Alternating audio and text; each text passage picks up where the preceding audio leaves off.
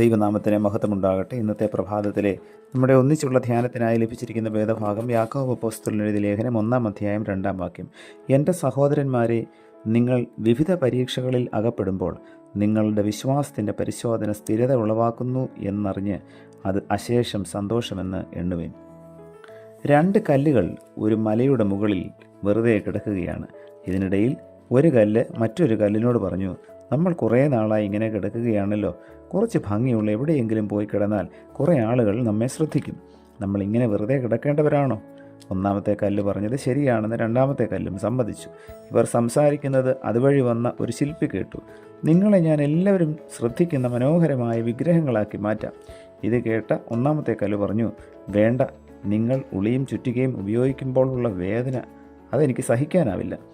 എന്നാൽ വേദന സഹിക്കാൻ തയ്യാറാണെന്നും എങ്ങനെയെങ്കിലും തന്നെ മനോഹരമാക്കി മാറ്റാനുമാണ് 2-ാമത്തെ കല്ല് ശില്പിയോട് പറഞ്ഞത്.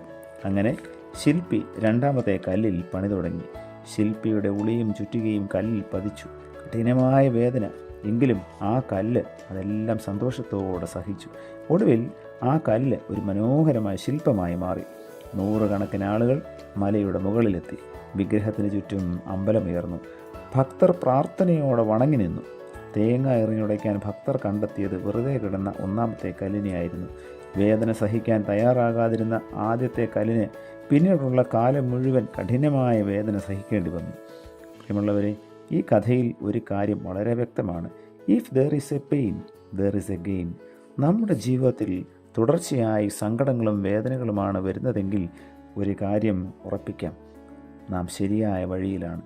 ജീവിതത്തിൽ വിഷമതകൾ അനുഭവിക്കുമ്പോൾ നമ്മുടെ മനസ്സിനോട് ഇങ്ങനെ പറയാൻ ശ്രമിക്കണം, ഒരു വേദനയുണ്ടെങ്കിൽ അതിന് തുല്യമായ നേട്ടവും ജീവിതത്തിൽ ഉണ്ടാകും. ജീവിതത്തിൽ അഭിമുഖീകരിക്കുന്നത് തുടർച്ചയായ പരാജയങ്ങളാണെങ്കിലും വിഷമിക്കേണ്ട. കാരണം നിങ്ങൾ വിജയത്തിൻ്റെ പാതയിലാണ്.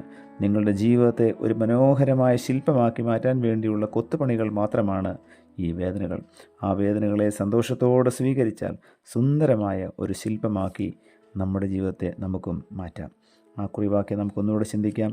എൻ്റെ സഹോദരന്മാരെ, നിങ്ങൾ വിവിധ പരീക്ഷകളിൽ അകപ്പെടുമ്പോൾ നിങ്ങളുടെ വിശ്വാസത്തിൻ്റെ പരിശോധന സ്ഥിരത ഉളവാക്കുന്നു എന്നറിഞ്ഞ് അതശേഷം സന്തോഷമെന്ന് എണ്ണുവിൻ. പ്രാർത്ഥിക്കാം. പ്രിയ കർത്താവേ, നൽകിയ വചനത്തിനായി നന്ദിയോടെ സ്തോത്രം. ജീവിതത്തിൻ്റെ പ്രതിസന്ധികളിൽ പലപ്പോഴും ഞങ്ങൾ പിറുപിറുക്കുന്നവരാണ്. എന്നാൽ ഇന്നത്തെ പ്രഭാതത്തിലെ വചന കേൾവിയിലൂടെ ഞങ്ങളുടെ ജീവിതത്തിലെ ശോധനകൾ അത് ഞങ്ങളുടെ ജീവിതത്തിൻ്റെ മാറ്റുകൂട്ടാനുള്ള അനുഭവമാക്കി മാറ്റുവാൻ തക്കവണ്ണം ദൈവമേ, അവിടുന്ന് ഞങ്ങളെ സഹായിക്കണമേ. വചനത്താൽ ഞങ്ങളെ ധന്യരാക്കിയതിനായി സ്തോത്രം. പുത്രൻ്റെ നാമത്തിൽ പ്രാർത്ഥന കേൾക്കണം പിതാവേ. ആമേൻ.